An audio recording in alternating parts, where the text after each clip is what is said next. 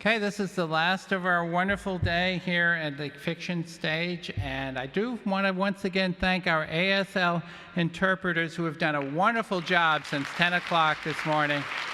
Stand up, stand up. It is a very important duty here. So, all right, I have Miss Yun Yang from NBC, big anchor for our local TV here. Welcome.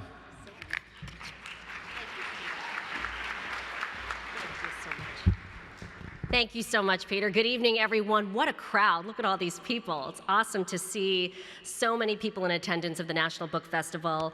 I was an avid reader. Now I'm a try to steal time whenever I can while I'm driving my children around reader.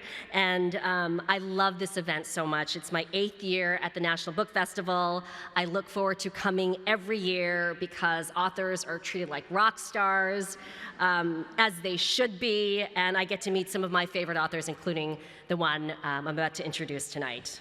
Thank you so much to the Library of Congress for hosting such a fantastic event. This conversation is sponsored by the James Madison Council. So even before Reese Witherspoon fought for the rights to adapt Little Fires Everywhere for TV and brought on Kerry Washington to co-star in the show, even before it was the summer of Asians, the August of Asians, Celeste Ng set our consciousness ablaze with her powerful stories. I think we've run out of accolades to describe her writing. After reading her books, I am left with so many questions about her characters, but more about myself and my life. And I think that's why her books are so amazing. And today she sits down with fellow talented writer Rumaan Alam, the author of Rich and Pretty and That Kind of Mother, who is also an editor of the New York Times books. So 2 big deals up here on stage, ladies and gentlemen. I'm very much looking forward to this conversation. Celeste Ng and Rumaan Alam.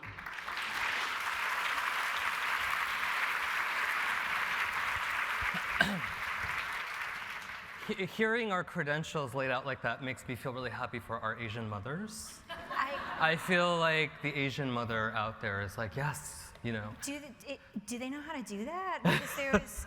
That's fair. I sent my mom at one point a picture of the New York Times bestseller list with me on it, and her reply literally was, "Great, going down to brunch in a few minutes. Love you." Yeah. And that was what it was. So I feel like. Yeah. I was in California not that long ago, and I met a friend's aunt who's an Asian mother, and.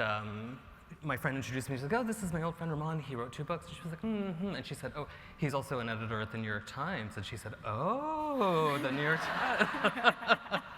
I'm supposed to warn the audience that when we ask questions, you're going to be on camera. You're going to be recorded. So if you are in the Federal Witness Protection Program, please do not come up to the microphone. Celeste will take some questions. We'll give you a heads up a few minutes before the end of the program. I'm not going to bother introducing Celeste because I would love to see by a show of hands who in this room has read one or both of her books. Yeah, okay. So a few weeks ago, Penguin Random House tweeted that you had 1 million copies of your new book in print. I don't want to impugn them, but I feel like that has to be a math error. But I don't know. You think it's fake news, but you just saw everybody raise their hand. So I'm not going to waste our time talking in too much detail about, the plot specifics or the mechanics behind these 2 books. But your book came out when? Earlier this spring, right? No, it came out in the fall. It came out in September 2017. Wow, really? Yeah. Gosh, I haven't seen you in a long time. So, from the distance of quite a while now, how does your relationship to the book that you have spent the past few months touring about change? And then how does your relationship to your first book, how has that changed over that time? I think the best analogy that I have for sort of the relationship that I have with both of my books is it's a little bit like a parent who has got a child, and the child has grown up and is theoretically going away to college and then comes back and moves back into your house and keeps asking you to do their laundry, do more and more things, and you're like, please, like, I need to just move on. And I still love my books, but I also feel like I need to let them live their own lives, if that makes any sense. Yeah. But I'm really happy to keep getting to talk about the books because the characters are still very real to me, and I still think about them periodically, and so it's sort of nice that they're still calling in a way. It's a complicated balance, I would imagine, to be a writer of a book that is so successful because you are sort of liberated by the success of the book, but then, as you said, you're still doing the book's laundry. So how do you make the time? How do you make the time now as an artist to keep writing and to keep thinking and to have the sort of sustained, quiet focus that you need to do the work of a novelist? That's been a real sort of learning process for me, is figuring out how do you turn down the volume on the things that you need to do, that you want to do to support the work you've done and to keep making new stuff. And one way that I do that, honestly, is that I set myself really unrealistic goals, and then I tell my friends these goals, and I tell our agent, these goals as a sort of way to be accountable. So I'll say, okay, by the end of the summer, I'm going to have a draft of a new book. And they'll look at me and go, okay, good, do that. And I don't usually actually hit those goals, but it's a way of sort of reminding myself that these are the things that I still have to do. You know what I mean? Because I guess the question is, what is your job as a writer? Is your job to be a public person and to tweet? I think you like to use Twitter. I do, most of the time, yes. Or is your job to sit down in isolation and quiet and have your sort of family life and your quiet, working, focused life? Yeah, and this is a question that I've been asking myself, especially over the past few months. I feel like my job first is to write my books, but I realize that these other things are part of my job too, like to come and do public events like this, to go to schools and talk to students, sometimes to write essays or to talk on Twitter, and where the line is going to be different for everybody, but it's a thing that I'm sort of feeling out, what feels like work that I want to do.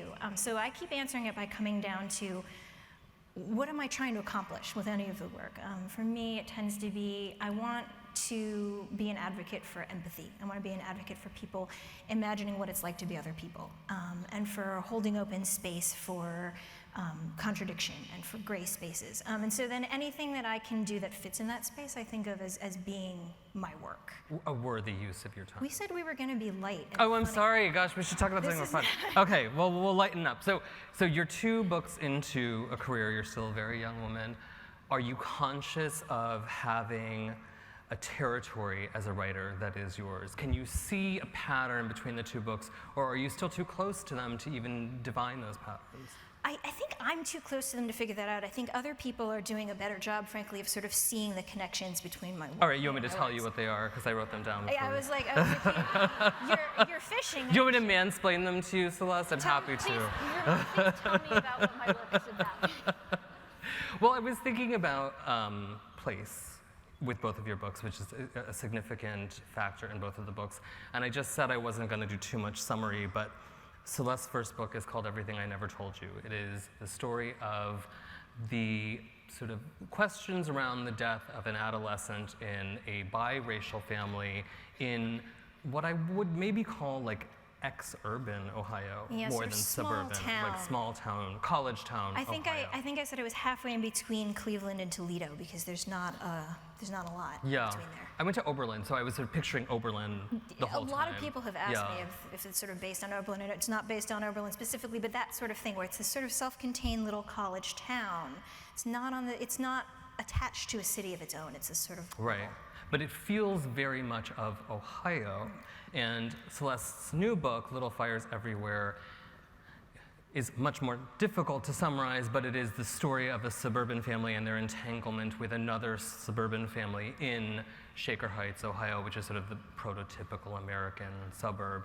And so I was thinking about the suburbs, and I was thinking about Ohio, and wondering if you feel like, I know that's where you're from, but is that your subject, or are you surprised that someone might say that is your subject? I'm not surprised. I think that's accurate so far based on these 2 books. I think I keep finding myself returning to the suburbs because we kind of look at our own past a lot of the time to sort of figure out how we became the people we became. And I'm very much a product of the suburbs. My parents wanted a lawn and good schools and a grocery store that had a parking lot. I live in Boston, where grocery stores don't always have parking lots, which just boggles my mind.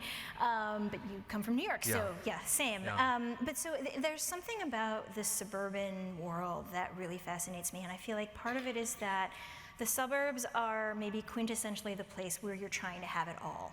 You're trying to have the best parts of the urban world and the best parts of not being in the city, right? You get to have all the culture and you're close to the city, but you don't have to deal with the crowds and the traffic, right? You get to have the lawns and a little space around you, but you still have neighbors and community, right? It's harder to have out in the world. And I find myself coming back to this idea about trying to have it all, because the flip side of that is, what did you miss out on? What are you not getting?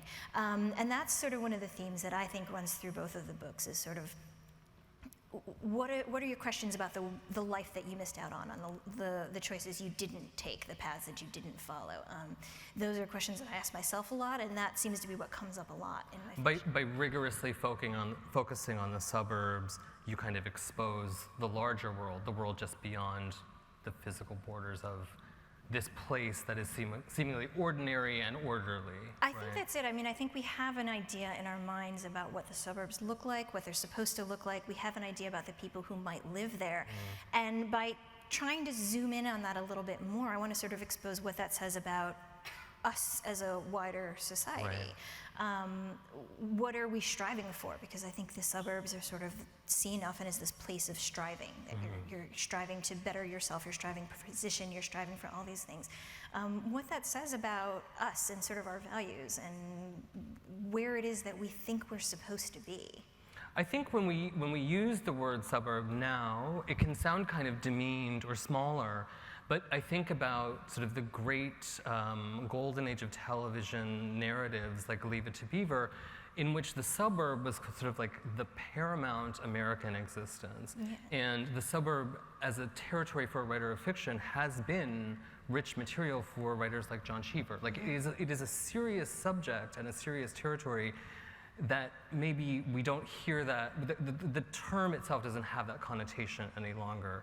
And one of the things that I most like about the Celeste suburb is you very cannily and subtly talk about race and other kinds of difference. And it's always a tricky thing with a writer who is a person of color to say, like, talk to me about being a person of color and talk to me about where that is in your work, because that's reductive, and your work is about a lot more than that.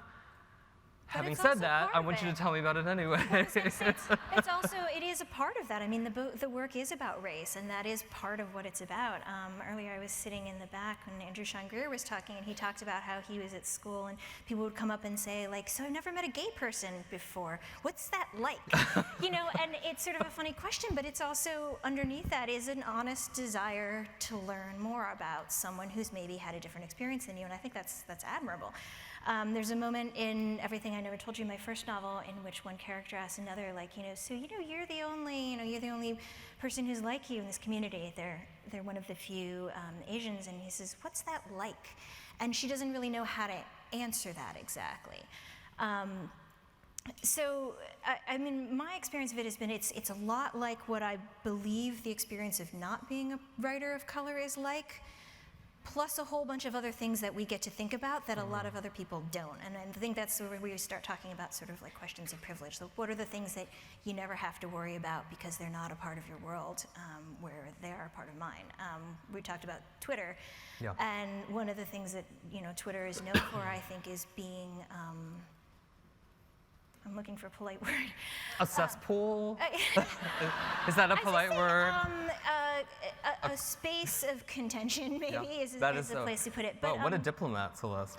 It's a place where I think that, because people can be sort of anonymous and you're disconnected from people can say a lot of things that they wouldn't otherwise say. And it's been an interesting experience to be a woman writer, and then a woman writer of color, and then who's now gotten something of a large profile, to just sort of see what kinds of assumptions people make about me, and what it is that they think I'm saying and what it is they think I'm supposed to be doing. I think about these sorts of things a lot, honestly, because we have this idea that there can only be one writer of any particular kind. And so there's this, I wrote an essay a long time ago called I Don't Want to Be the Next Amy Tan, which I meant not at all as a disrespect to Amy Tan, but that I wanted to push against this idea that we could only have one Chinese American woman writer. At a time. At a time. Yeah. And so if someone else was going to come in and want to be a Chinese American woman writer, they were going to have to basically like knock Amy Tan off her pedestal. Yeah. And I would like her to stay and keep writing. And I think this is one of the things I think that writers of color face a lot, is that this question of representation. But what's so startling about that is particularly with Little Fires Everywhere, although of course it talks about race, and those of you in the room who have read it will understand the ways in which it engages in that conversation. In summary, when you describe what the book is about, it is a book about a wealthy white family with 4 children in the suburbs of Cleveland, Ohio. So you are not a white person, but you have written on this subject. Obviously, you know what you're doing. Obviously, you're doing that with some intention. Can you explain to me what that intention is? Yeah, I think I was asked in an interview recently, like, why write about people of color in relation to sort of the larger white community, which I think is a really valid question, and one I hadn't been asked in that form before. And my answer was something like, well, there's definitely value, I think, to writing about sort of your own community, you know, a marginalized community. For me, it would be Chinese Americans or women or Chinese American women, because there's a value in telling those stories. But the thing is that we don't exist in a vacuum. And, you know, I have always grown up in places where I'm in the minority. And I think there's a value in sort of holding those things up together and saying, this is the context in which this experience is happening. I think if you are a writer of color, for example, and you write about just this one community in isolation, first I'm trying to imagine how that would happen. I'm trying to imagine how you would write a story about any family of color and not include any other, you know, any other, you know, any part of the larger sort of white community. But second, I think there's a danger that can happen where people go to those sorts of books as sort of like a literary tourism, where they're like, I'm going to read this and I'm going to learn a lot about this community, and then I'm going to close the book, and it'll be like that's when I get on the plane and I go back to my own life. And I think there's a value in being asked to sort of think about how these communities engage with each other. And so one of the things that I wanted to write about in writing about my hometown, Shaker Heights, was how the families that live in this area look at people who are from outside. I know this is something that you have dealt with in your own writing too, because in both of your novels, you also write about people who are not, you know, it's not a roman like stand-in. There's no direct you in the book. Yeah. In some ways, I think that the very convention of the literary novel is kind of a white place, because writers like you and I have grown up reading a certain kind of text. And yes, there was the Amy Tan book that came along, and then prior to Amy Tan, there was Maxine Hong Kingston, and you know, Betty Ballard. right? And there is a lineage there. But I was reading, and I'm sure you were reading, the classics that everyone read. You know, like there's a sort of the common literature is what I was reading. Yeah, I read it. My mom was very into classics and very into like Very Newbery. Asian mom, of course. Very into Newbery winners. So she would every time the Newbery winner came She's out, read we'd this get one. It's that. the best one, Celeste. Yes. Everybody says so. It's got the thing on it right there. But so it's true. I mean, I realized that I grew up with this very sort of white perception of the world, which is, you know, I was reading things like The Boxcar Children, Little Women, and The Five Little Peppers, and Frances Hodgson Burnett, you know, Little Princess. Very British. My mom grew up in Hong Kong and so was educated in the British school system, and so read a lot of British books, which she then remembered and wanted to give to me. And so did you read Enid Blyton? I did read Enid Blyton. My parents also grew up in sort of like the British. Really, they fucked everything up in the whole planet. But like you know, like there's like a tradition of Anglophone children's literature inside all of these other world literatures That's now right. because of and it the spreads colonial. because you read what, you know, you read that and then you kind of grow up thinking about that and you think that's sort of the image that you have. Yeah. And I think about there's this great essay about the White Cliffs of Dover in which it talks about sort of the wanting to sort of fight against that received image of like how the world is supposed to be. And so it was sort of a tricky territory for me to want to, you know, I'm like, so I'm writing about a white family, and people have pointed out, you know, a lot of the characters of color are moved to the sides. one of the main characters of color is this Chinese American baby who's getting adopted by a white family, and her Chinese American mother who wants her back. And they're two of the only characters who aren't they're not centered in the narrative, but they're at the center of the plot.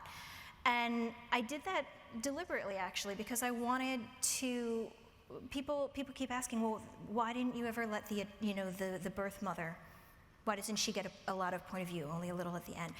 You know what you're supposed to say when people say that is, why don't you write a book? Well, and she But please finish. I mean, but my thought was, the thing is, I think it's really easy when you read a book and you see characters who are not like you to say, well, that's about them, right? Yeah. I'm over here and they're over there, and there are these very clear differences between us. It's a lot harder when you see yourself in some of the characters to sort of distance yourself. So, the book is not just for people who live in the suburbs, wealthy people, white people, but if you feel a kinship to any of those things, you go, oh, this suburb reminds me a little bit of my hometown, even if it's different in these ways. Suddenly you're in this space where you have to identify with these characters, and you have to ask yourself questions. Would I act like that? Yeah. Do I act like that? How am I different? Where do I stand? I mean, that, I think, is the real purpose of any art, really, is to sort of ask you to figure out where you stand in relation to the world, and ask you to figure out what your values are compared to the values of the characters in the book. It is a very clear choice, to my thinking anyway, in Little Fires Everywhere, that the one character who is nominally closest to Celeste, the human being, the Chinese woman who is a mother, is very much to the side in the plot. And that sort of, to me, that is a very rich window into, who you are as a person and what it must have been. It feels like an autobiographical tell, even though I know that you're not, like, the woman, this character in the text is sort of a lower class person, a working class person who is really going through this sort of dire circumstance that I know you did not go through personally, but it feels very much informed by how you probably saw yourself in the context of Shaker Heights, Ohio. And it's interesting too that you asked the question earlier about sort of what are the themes of the book. When I started writing the second book, I was really nervous because I was thinking, like, the first book I wanted to write about sort of Asian American issues and touch on race, and I realized I was doing it sort of from the inside out. The first novel has to do with a family. Most of the action takes place within the house. It's a multiracial family where the father is a Chinese American, the mother is a white American, and then they have 3 mixed race kids. So I intentionally set it up as sort of a claustrophobic sort of thing because I wanted the story to be inside, so to speak. And with the second book, I said, I want to write about these same issues, but I want to write about it from the outside in. And so to instead put the focus with the white characters, essentially, to then be looking at these questions of race and privilege and all of that. For me, I mean, I see them as books that are tackling similar issues, but just in opposite directions. Do you feel like you're allowed to write about anything you want, or do you feel like do you feel a responsibility to address these subjects? And it's hard, this is a tough question. Yeah, this is a big question. I don't know the answer, honestly. I mean, I think, am I allowed to write about anything? Yes. I mean, obviously, Penguin's going to pay you for, everybody raised their hand when they said they'd read the book, so. Well, I think the question of permission is a big one, because this is a discussion that's going on now. There's a movement within the literary community that I think has a lot of valid points in which people want to talk about, sort of writing their own stories, and that story, we should be reading stories that are told by their own voices. And I think there is something to that. I mean, you are allowed to write anything that you want. Your job is also to imagine your way into people who are not you. And so there's sort of a tension between those two things. For me personally, I write about the things that I think about the most, and so that tends to be parents and children and this question of legacy and history and background. What gets said, what gets passed down from generation to generation, and whether you can actually be different from your parents. I'm reaching the age in my life now where I'm realizing that I'm turning into both of my parents, and not in the ways that I expected either, in like completely different ways. And I'm also, because I'm still a daughter and I am a mother, I am also trying to figure out, what am I passing on to my kid? What do I want you to have that I had and I value and I think would be good for you? And what are the things that I don't want to pass on to you? I know you're also a parent of small children, and these are the questions that I think about a lot at night, and that's what comes into the book. Yeah. So for me, those questions are always tied up in questions of race and gender, because I'm an Asian American woman, and that's the experience that I've had. And so in terms of what I feel allowed to write, I could write about anything, but what I think I'm going to be good at, what I think I have something that I want to figure out, because for me, writing is always from a place of not understanding towards understanding a little better. Yeah. And those are the questions that I'm trying to understand, and that's why I keep coming back. I mean, these are fertile territories. It's not like you're saying I can only ever write novels about one episode of Seinfeld. Exactly. And that's all I've got to commit to for the rest of my career. You're talking about something that has like a lot of ways into it. When we say we're writing about only parenting and race in the suburbs, that's a pretty big territory, You mentioned own voices, and this brings up an interesting question, or interesting to me anyway, but do you think there is the same moral sensitivity when you are writing across the difference of race towards whiteness as there would be if you were writing about being Latina or writing about being Black? That's such an interesting question.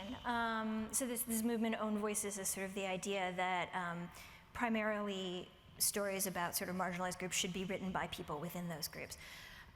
Somebody in the signing line came up to me at the very, very end and said, I have this burning question about Little Fires Everywhere. And the question is, I think, probably the one that I've been asked the most often about the book, which is about the ethnicity of Mia and Pearl, who are a mother and daughter in the story who come in from out of town. And they said, basically, like, what is their ethnicity? Are they white, or are they people of color? What are they? And the truth is, since you're all here, I'm just going to confess to all of you. The truth is that when I started writing the book, I thought I wanted them to be people of color. And I thought, well, I don't want to make them Asian, because I knew the book was going to center around this transracial adoption of an Asian baby. And it seemed like that would make the loyalties too clear-cut, right? Like, well, people would say, well, of course the Asian woman is going to side with the Asian mother keeping the Asian baby. But I didn't feel like I knew enough to write the experience of a Black woman or a Latina woman. Right. I felt like I wasn't going to do a good enough job, and I didn't feel like that was my story to tell. And so I wrote the two characters thinking about them as a white mother and a white daughter. And I love that the TV adaptation is going to star Kerry Washington as Mia. So she's going to be starring as a Black woman, and I love that it's going to raise these questions. Yeah. Because I don't know the answer to that. Oh, thanks for nothing, Celeste. I know. You're supposed to know the answers. This is a long way of dodging a question.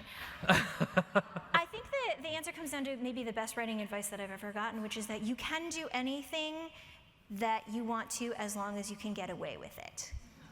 And I think, the question then is, how do you know if you got away with it? How do you know? I think it's if you ask people who have had that experience and they say, yeah, you got it or you didn't, you listen to them, right?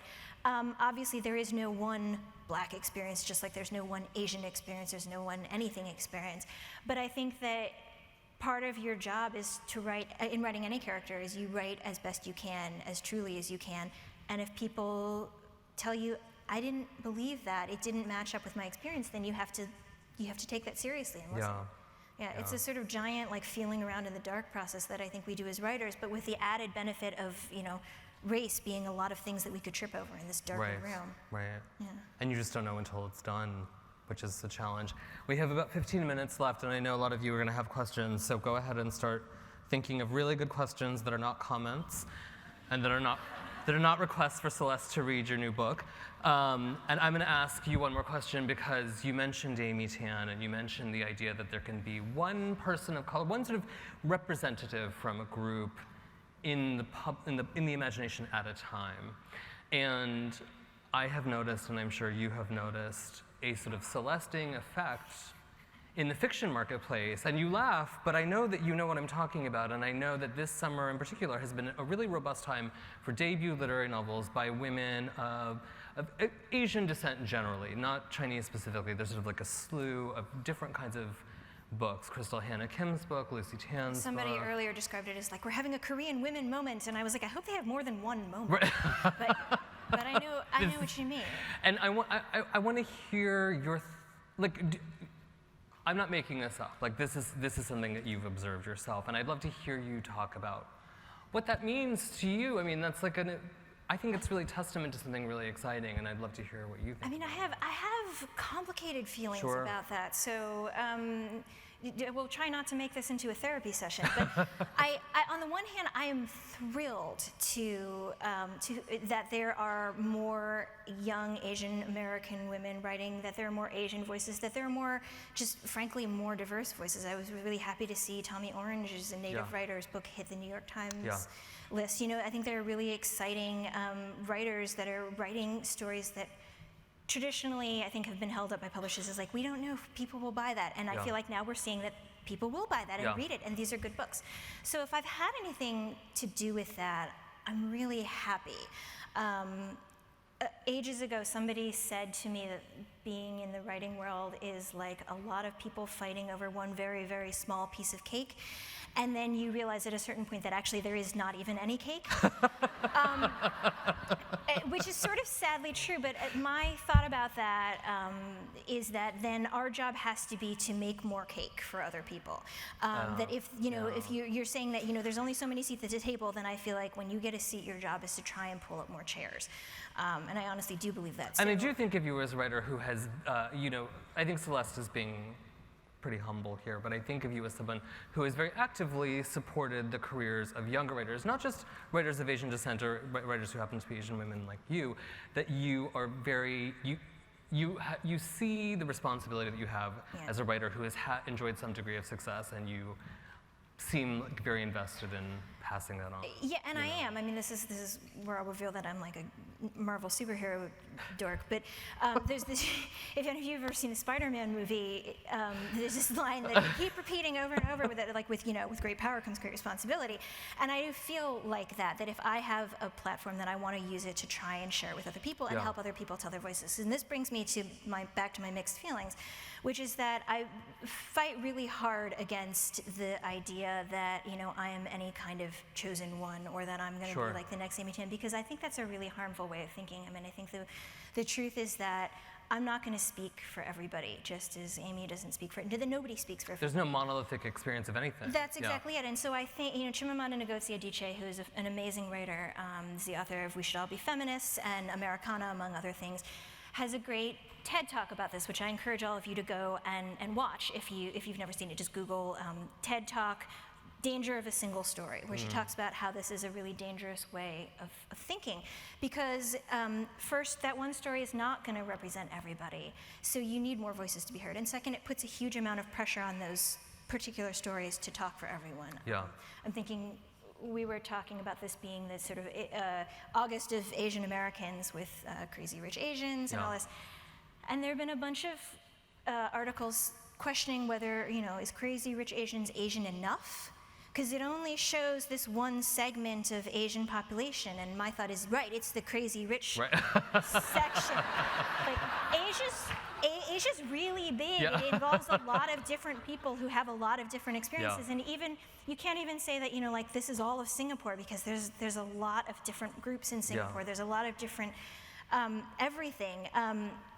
And to say, like, if you say there's only going to be this one movie and it's got to represent everybody, you're almost dooming that from the beginning. And I think the only way to solve that is to have more voices. We need more Asian women. We need more Asian men.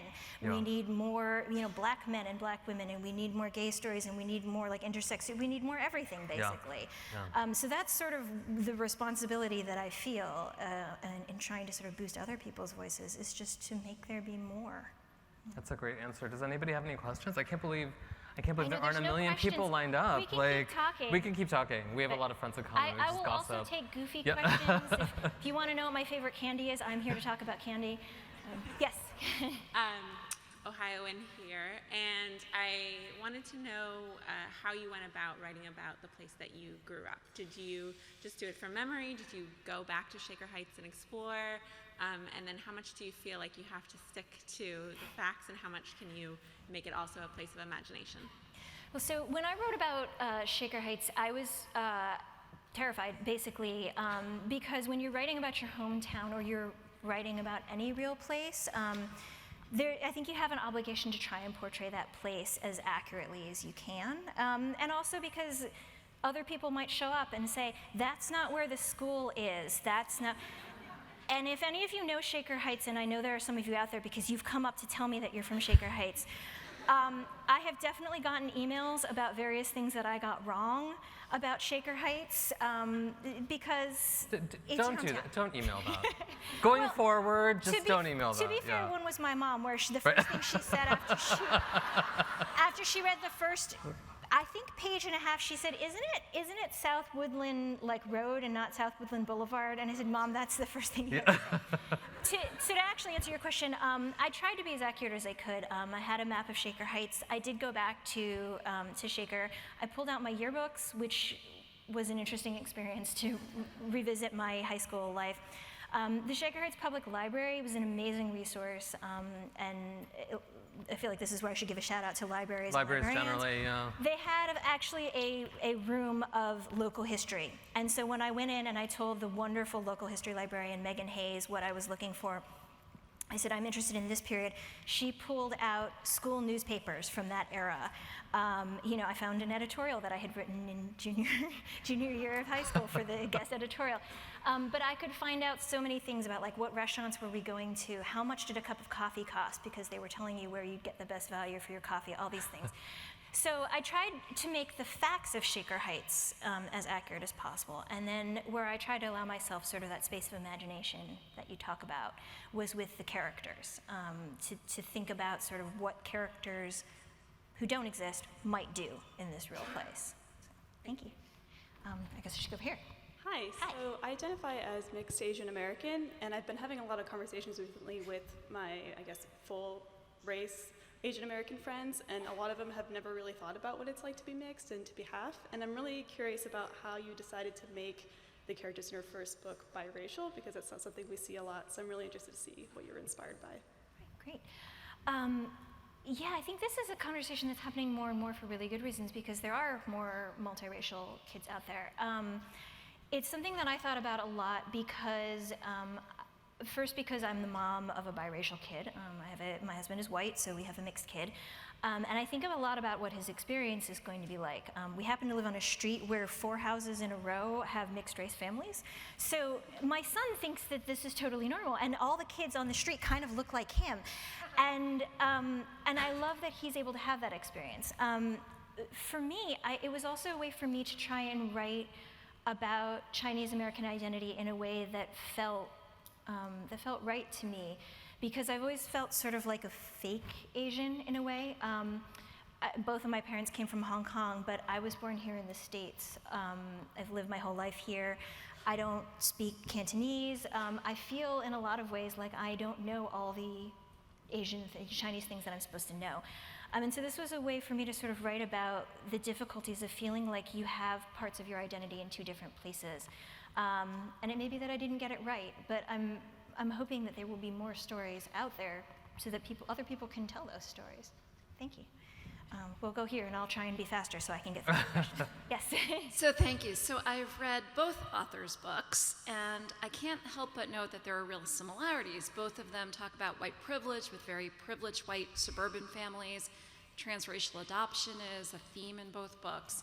So I'm wondering, for both of you, what you see as similarities and differences in the way you approach your stories, and also why now do you think that both your stories are emerging and that there is an audience who's very interested, at least I am, in reading these stories and feeling like they have a lot to offer us? I was shocked when I got your book.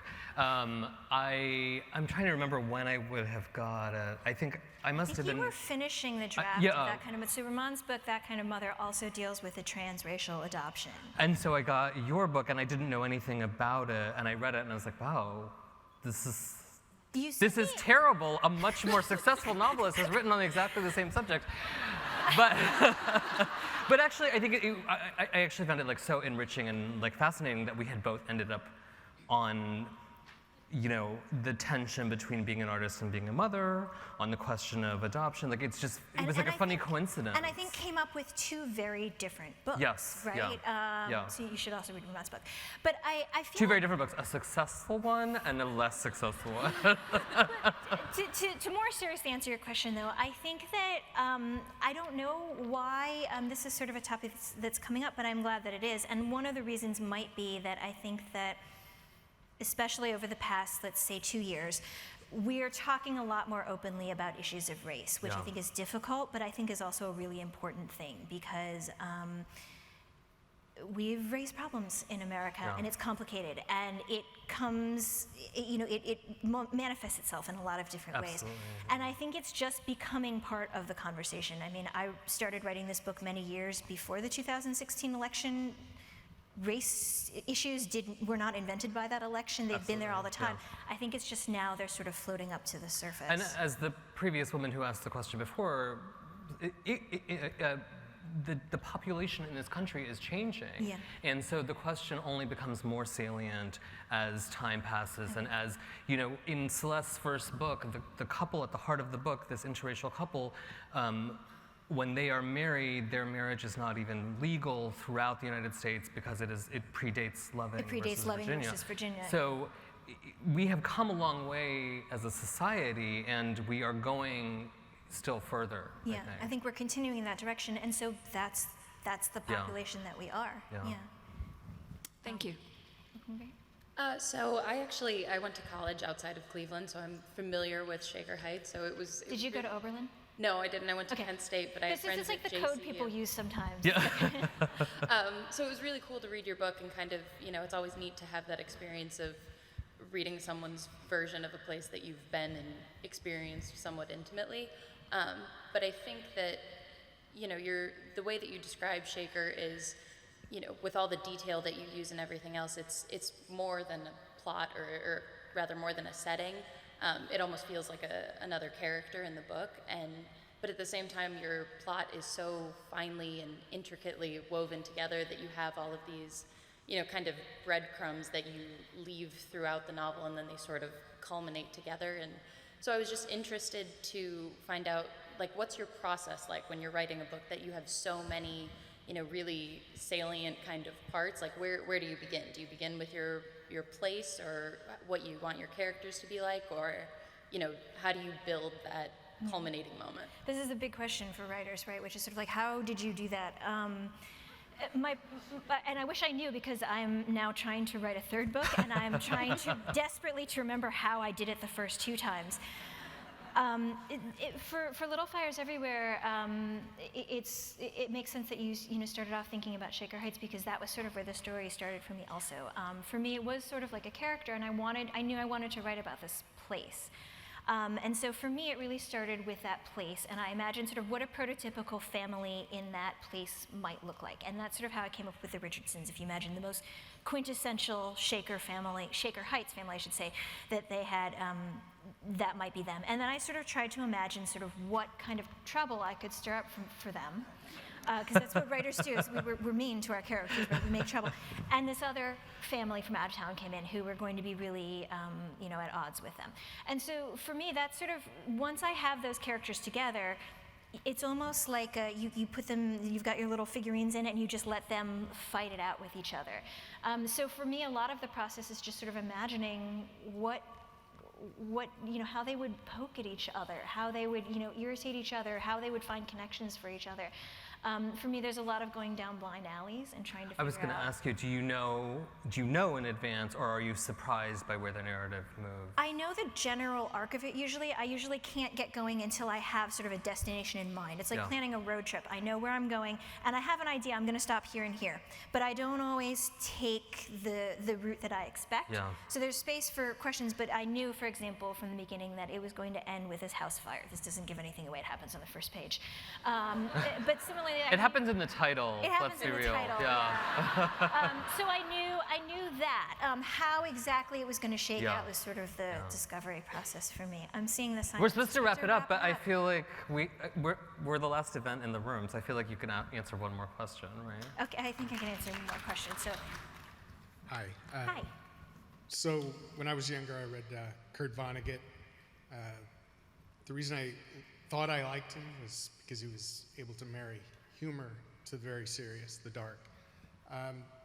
As I got older, I understood it was his lack of judgment on the characters that he wrote. He, as a person, could judge, as we see in his nonfiction. He felt a little freer in nonfiction to be judgmental.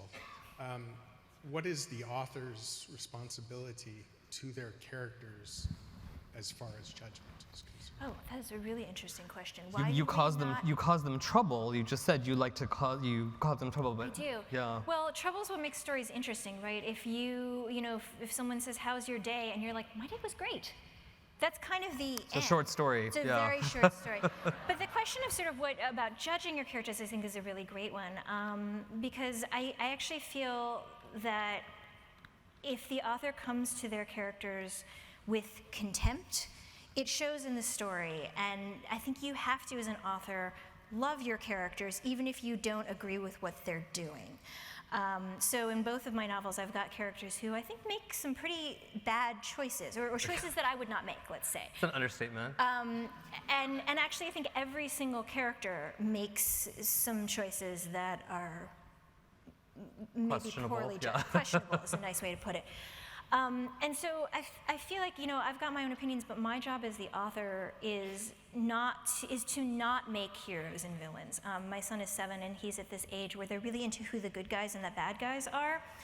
And what I try to get through to him is that bad guys don't think that they're bad guys.